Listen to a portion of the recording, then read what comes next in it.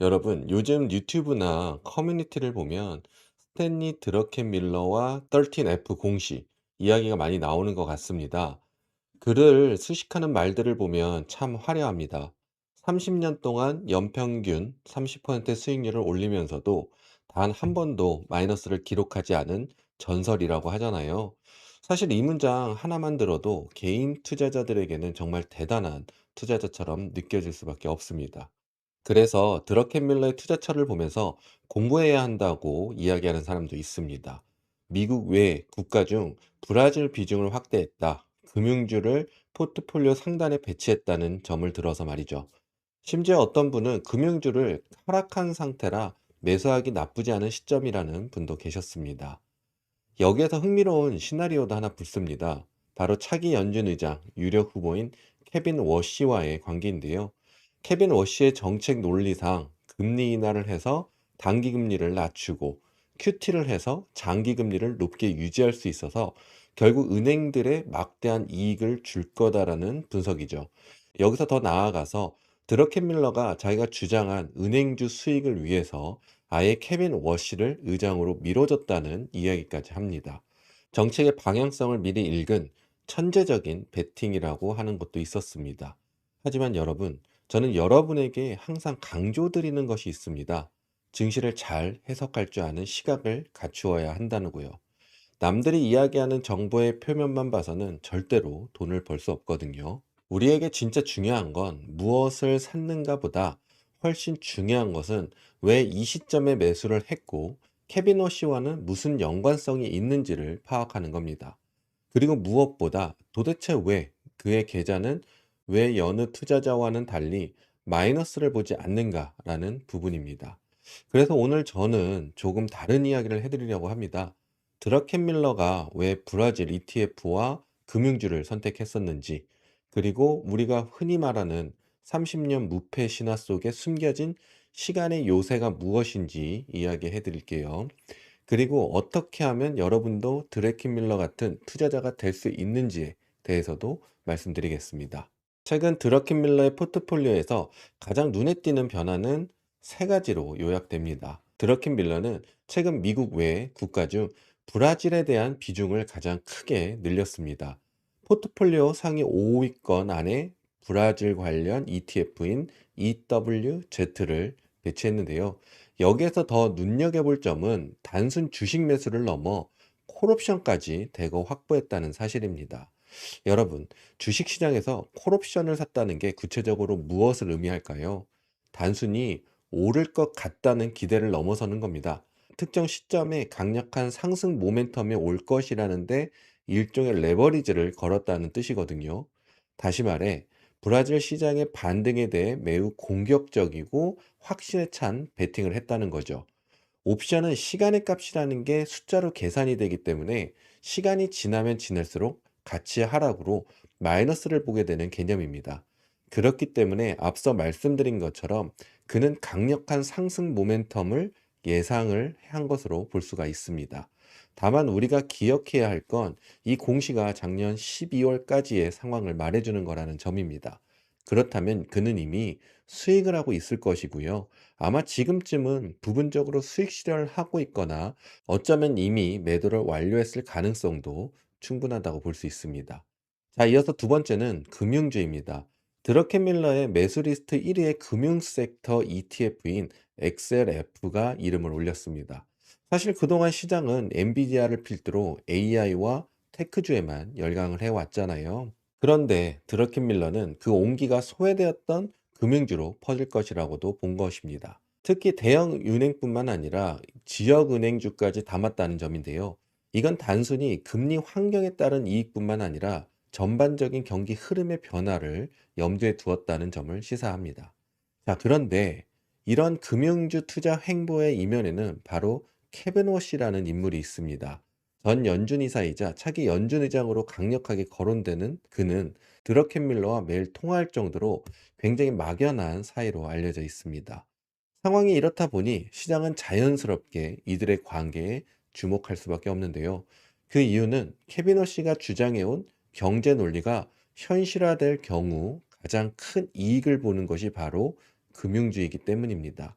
그 논리는 단기 금리는 인하하되 장기 금리는 시장 자율에 맡겨 일정 수준을 유지한다는 겁니다. 흔히 말하는 장단기 금리 차가 벌어지는 커브 스티프닝 현상이 발생하게 됩니다. 쉽게 말해서 은행에 예대 마진이 극대화되는 환경이 만들어지는 거죠. 예대 마진은 낮은 금리로 예금을 받아서 높은 금리로 대출을 해주며 그 차익을 남기는 건데, 이런 구조라면 은행의 수익성은 그야말로 폭발하게 됩니다. 그래서 드러켄 밀러는 이 정책적 큰 그림을 미리 포트폴리오에 녹여냈다는 평가를 받고 있습니다. 자, 어떠신가요? 데이터로만 보면 아주 합리적이고 인맥과 정책의 개연성까지 더해지니 완벽한 시나리오처럼 보이시나요? 하지만 우리가 진짜 고민해 봐야 할 지점이 있습니다. 과연 드러켄 밀러의 이런 투자 방법이 정답일까요? 그리고 우리는 이 투자에 대한 해석을 정말 제대로 이해하고 있는 걸까요? 사실 드러켄 밀러가 브라질을 선택한 것은 결국 경제 사이클의 흐름을 읽었기 때문입니다. 이건 경제학적으로 조금만 가볍게만 접근해 봐도 금방 답이 나오는 문제거든요. 우선 현재 미국의 상황을 한번 보십시오. 지정학적 리스크는 고조되어 있고 부채는 감당할 수 없을 만큼 불안한 상태입니다. 상황이 이렇다 보니 투자자 입장에서는 예전만큼 달러 자산이 매력적으로 보이지 않게 된 거죠. 자, 그런데 이때 연준이 본격적으로 금리 인하 사이클에 진입하면 어떤 일이 벌어질까요? 당연히 낮은 이자로 빌린 달러, 더 높은 수익률을 찾아서 신흥국으로 흘러나가게 됩니다. 특히 그 중에서도 브라질은 실질 금리가 매우 높고 자원이 풍부한 나라입니다. 여기에 더해 환율 측면에서도 환차익까지 기대할 수 있게 됩니다. 결국 이건 글로벌 자산 배분의 가장 기초적인 사이클이라고 볼 수 있습니다. 매크로적인 해석을 바탕으로 돈의 흐름이 미국에서 신흥국으로 이동할 수 있다는 점을 드라켄 밀러가 보여주고 있는 겁니다. 보통 사람들은 경기가 좋아질 거라 생각해서 은행주를 샀겠지라고 생각합니다.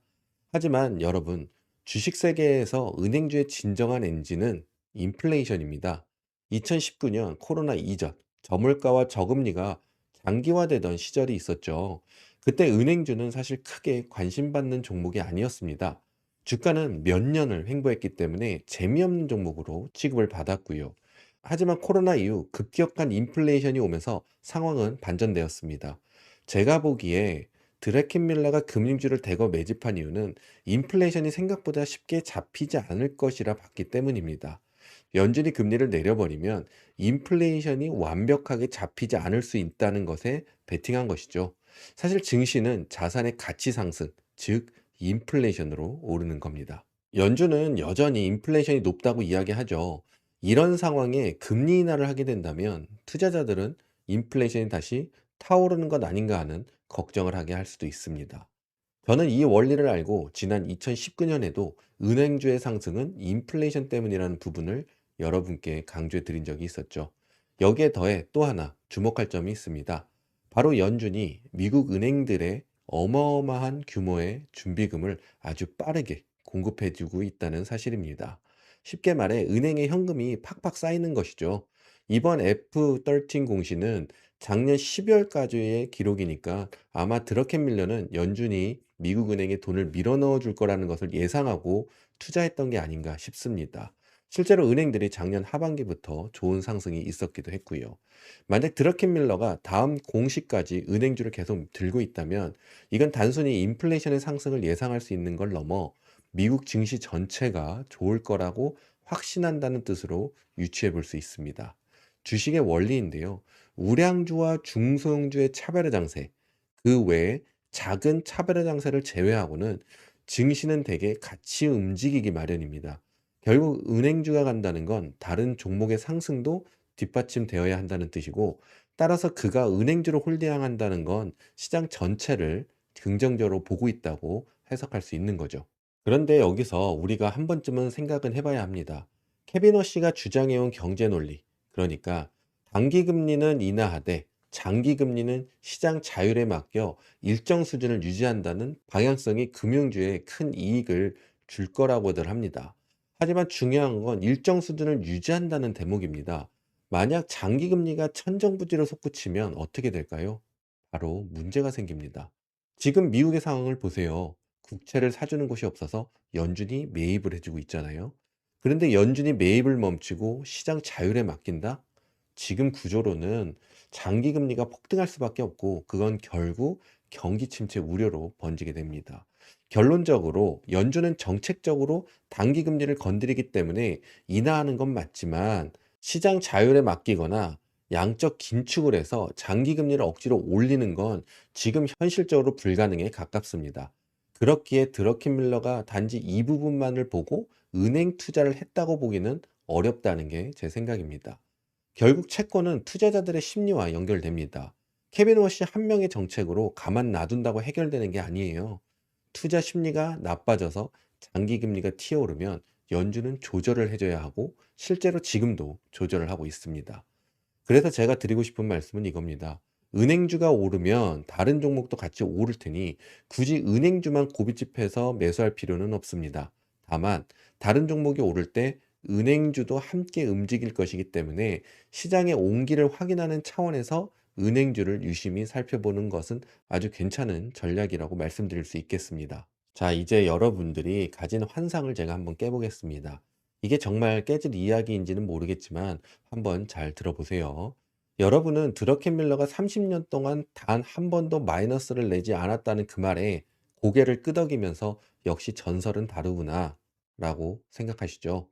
하지만 제가 이 이면의 진짜 진실을 말씀드리면요. 만약 드래켄밀러가 지금 당장 주식을 처음 시작하는 초보 투자자라면 꼭 초보 투자자가 아니어도 괜찮습니다. 현재 100만 불 쥐어준다고 하면 그도 반드시 계좌에 마이너스가 찍히는 해가 있을 겁니다. 여러분 도대체 왜 그럴까요? 그 이유는 주식은 결국 시간이 쌓아 올린 요새 안에서 하는 게임이기 때문입니다. 생각해 보세요. 30년 전에 주식을 시작해서 지금까지 이어오고 있다면 그 중간에 닷컴 버블이 터지고 리먼 사태가 터졌어도 원금 대비 수익률은 이미 수천 퍼센트에 달해 있을 겁니다. 한마디로 전체 계좌가 마이너스로 변하고 싶어도 도저히 변할 수 없는 절대 수익 구간에 이미 진입한 상태라는 거죠. 제가 7년 전 영상에서 우리 구독자분들과 함께 매수했던 AMD와 엔비디아를 보면 됩니다. 사실 당시에는 변동성이 너무 심해서 일찍 매도를 결정하시거나 버티긴 했지만 길게 버티지 못하신 분들도 많습니다. 하지만 지금 수익률은 어떤가요? 이미 100%가 훌쩍 넘어갔고 지난 몇 년 동안 단 한 번도 마이너스를 본 적이 없습니다. 이렇게 든든한 종목들이 계좌의 기둥이 되어주면요. 설령 내일 당장 시장이 20% 폭락한다고 해도 제 계좌는 여전히 플러스입니다. 결국 마이너스를 볼 수가 없는 구조가 만들어지는 거죠. 그래서 제가 우리 멤버십 분들에게 늘 강조드리는 핵심이 바로 이겁니다. 포트폴리오는 꾸준히 5년 이상 공부하며 다듬어야 한다.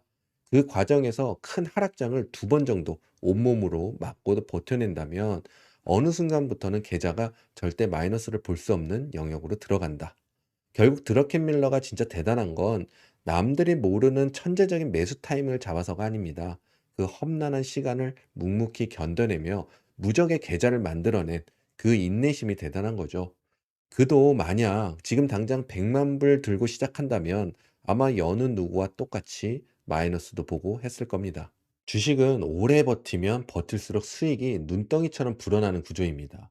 계좌 관리를 제대로만 한다면 누구에게나 절대 마이너스를 볼 수 없는 요새가 만들어집니다. 실제로 저도 계좌가 여러 개인데요. 20년 전에 만든 계좌와 10년 전 계좌는 지금 마이너스를 보는 게 사실상 불가능에 가깝습니다. 아니, 절대적으로 어려운 일이죠. 그러니 여러분, 앞으로 드래킨밀러가 뭘 샀는지 그 종목을 복사하려고 애쓰지 마시고요. 대신 그가 견뎌온 그 시간을 복사하려고 노력하시면 좋겠습니다. 중요한 건 세 가지입니다. 첫째, 매크로 사이클에 따른 자금 이동의 원리를 이해하는 것. 둘째, 인플레이션 시대에 진짜 수혜를 입을 구조적 종목을 찾아내는 항목. 그리고 마지막 셋째, 무엇보다도 시간의 힘을 빌려 어떤 풍파에도 흔들리지 않는 마이너스가 나지 않는 무적의 계좌를 구축하는 것입니다. 사실 주식 시장이라는 게요. 깊이 파고들면 파고들수록 소위 말하는 짬바, 즉 내국이 생기기 마련이거든요. 제가 오늘 이 영상을 통해 여러분께 꼭 전하고 싶었던 핵심은 드래켄밀러에 대한 막연한 찬양보다 그가 시장에서 30년을 살아남으며 버텨낸 그 시간의 가치 정도는 배우자라는 메시지입니다. 저는 우리 구독자분들에게 단순히 남의 정보를 실어 나르는 전달자가 아니라 증시를 바라보는 자신만의 날카로운 시각을 가진 독립적인 투자자가 되기를 진심으로 바랍니다. 여러분도 충분히 하실 수 있습니다. 30년 무패요. 그건 결코 드러켄밀러만의 전유물이 아닙니다. 오늘부터라도 제대로 된 시각을 가지고 차곡차곡 시간을 쌓아간다면 여러분의 계좌도 언젠가 그 어떤 풍파에도 흔들리지 않는 단단한 요새가 될 것입니다. 자, 그럼 엔비디아 이야기도 좀 해볼까요? 이번에도 역시나 당연하다는 듯이 뻔한 분위기가 연출됐습니다. 실적이 잘 나와서 주가가 오르는 당일에는 역시 이래서 오른다며 상승 명분만 찾다가 바로 다음날 주가가 빠지니까 또 기다렸다는 듯 하락 명분을 찾아내기 바쁘더라고요. 여러분, 저는 여러분이 제발 이런 식으로 상승과 하락의 명분만 찾아다니는 주식은 이제 그만하셨으면 좋겠습니다. 과거 사례들을 한번 떠올려 보세요. 피그마, CLWV, 그리고 예전에 텔라덕 같은 종목들도 있었죠. 주가가 계속 올라가니까 그제야 기업 분석이 쏟아져 나오고 온갖 명분을 붙인 영상들이 줄을 이었습니다. 그때 오직 저만 매수하지 말라고 말씀드렸던 것 같습니다. 계속해서 이런 명분만 찾아다니게 되면요, 결국 투자자가 아니라 소설가가 됩니다. 이번 엔비디아 실적도 보세요. 내용 자체는 다 좋았습니다. 그런데 어디서는 항상 예상치를 20% 이상 웃돌았는데 이번에 그 폭이 크지 않아서 하락했다는 식으로 또 명분을 만들어 내더라고요. 실적 수치 자체는 이미 많이들 들으셨을 테니 저는 길게 하지 않겠습니다. 대신 저는 아주 명확하게 기술적 분석만 말씀드릴게요. 제가 오랫동안 강조해드린 기준점이 있죠. 위로는 200달러를 보시고 아래로는 180달러를 보시라고요. 실제로 실적 당일 주가를 보면 203달러 49센트를 딱 맞고 내려왔습니다. 이건 실적이 나빠서가 아니라 좋은 실적으로도 200달러 선을 뚫고 안착하지 못했다는 건데, 엔비디아 자체 문제라기보다는 증시 전체의 투자 심리가 그만큼 좋지 않다고 해석하는 게 맞습니다. 주식을 조금 해보신 분들이라면 분명 이런 경험 있으실 거예요. 실적이 좋아도 떨어지고 안 좋아진데 올라가는 경험이요. 그쵸? 여기서 여러분이 기술적 분석 전에 꼭 알고 가셔야 할 기본기가 하나 있는데요. 주식은 기본적으로 박스에서 움직입니다. 그리고 박스 안에서 움직이면 그냥 횡보일 뿐이에요. 하락이 아니라는 겁니다. 그러니 굳이 하락의 명분을 찾으러 다닐 필요가 전혀 없습니다. 박스를 위로 뚫거나 아래로 깨고 내려와야 비로소 상승이나 하락이라고 부르는 겁니다. 현재 엔비디아 상황을 보면 원래 180달러 위에서 머물러줘야 투자 심리가 살아있다고 볼 수 있는 지역인데 지금은 그게 깨진 상황입니다. 그렇다면 이제 우리는 어디를 봐야 할까요? 바로 아래 170달러 구간입니다. 이곳은 전저점이라 기술적 분석으로 자연스럽게 지지자리가 되거든요.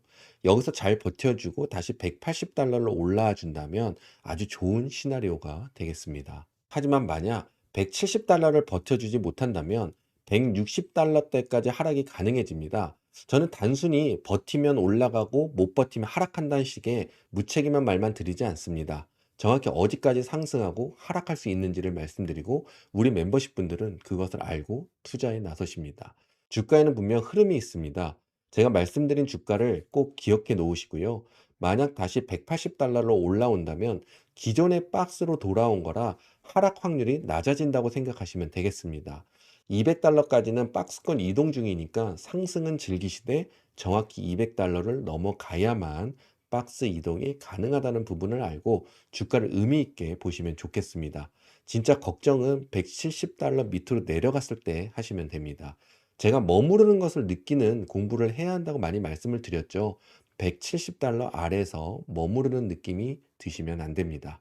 사실 저는 걱정보다는 그런 상황이 나왔을 때 내가 어떻게 대응할지를 고민하고 어디서 매수할지 찾아서 기다리는 매수를 합니다. 아직 완전히 내려간 게 아니니 이런저런 소설에 미리 겁먹지 마시고 180달러와 170달러만 딱 보시면 되겠습니다. 본격적인 분석에 앞서 제가 드리고 싶은 말씀이 하나 있는데요. 매크로 분석과 기술적 분석은 반드시 따로 보시고 공부도 따로 하셔야 한다는 점입니다. 그리고 무엇보다 주식을 단순히 맞고 틀리고의 흑백 논리로만 접근하지 않으셨으면 좋겠습니다. 먼저 넷플릭스가 정말 많이 올랐죠. 사실 넷플릭스는 원래 워너브라더스를 인수하려고 했는데 파라마운트가 끼어들면서 중간에 잡음이 좀 생기기도 했었습니다. 그런데 제가 예전 유튜브 영상을 통해 넷플릭스가 $80까지 하락할 수 있다고 이미 말씀을 드렸었거든요. 당시에는 정말 갈지 의문이셨겠지만 결국 왔습니다. 그리고 실제로 그 $80 부근에서 매수하셨던 멤버십 분들은 지금 아주 기분 좋게 수익을 즐기고 계시고요. 제가 이렇게 여러분이 미리 준비하실 수 있도록 매수할 수 있는 자리를 알려드리고 도와드리는 이유는 단 하나입니다. 바로 주가에는 분명한 흐름이 있다는 것을 여러분께 직접 보여드리고 싶기 때문입니다. 자, 그럼 SATS로 넘어가 보겠습니다. 이 종목은 주가가 위로 확실히 치고 올라가려면 우선 $120를 넘겨주는 게 관건입니다. 사실 저희 멤버십에서는 이미 예전부터 이 $120라는 가격대를 계속 강조해 왔었는데요.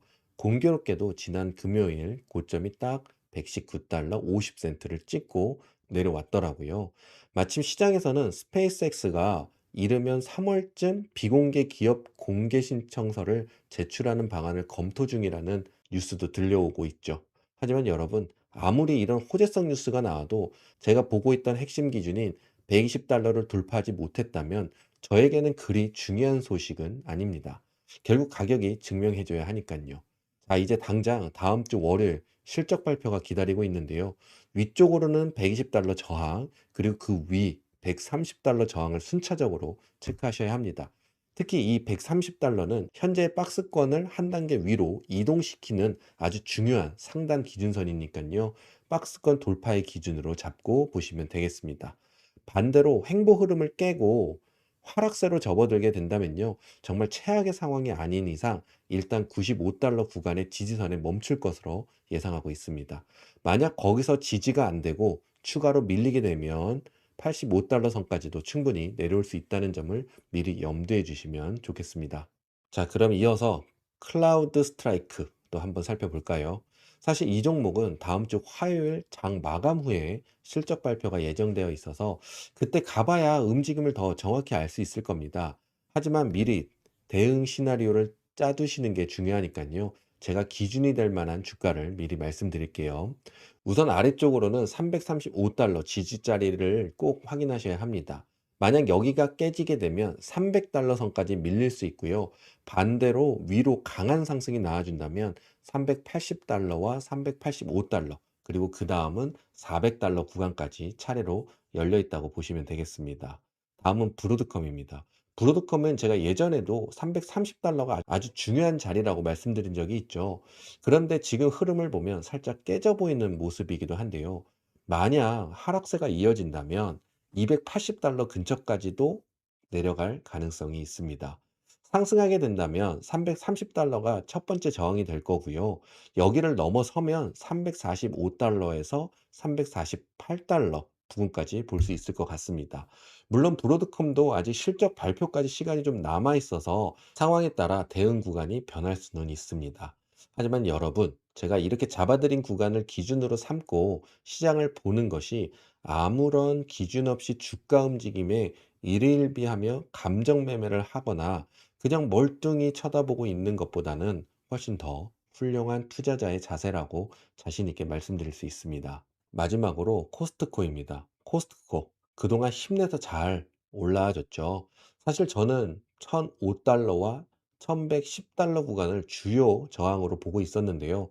보시다시피 제가 중간에는 따로 그어놓은 선이 없잖아요. 박스 상단과 하단만 잡아놔서 그렇습니다. 자, 여기서 위쪽 저항을 두 개 더 잡아드린다면 $1,040와 $1,080를 보시고요. 아래쪽으로는 $960 부근까지 내려온다면 그때부터 다시 하방 접근이 가능해지겠습니다. 다시 한번 강조하지만 실적까지 시간이 남아 있어 상황은 변할 수 있습니다. 때로는 지루하게 횡보할 수도 있겠죠. 하지만 횡보를 제외하고 만약 주가가 크게 움직이기 시작한다면 제가 말씀드린 이 가격대들을 이정표 삼아 향후 흐름을 따라가 보시면 좋겠습니다. 사실 제가 이렇게 분석을 해드리는 이유는요. 최대한 당시 상황의 저점을 찾아드리려고 하고 있습니다. 저 또한 제대로 된 주식을 하기 위해서 주가 움직임에 대해 정말 연구를 많이 했고요.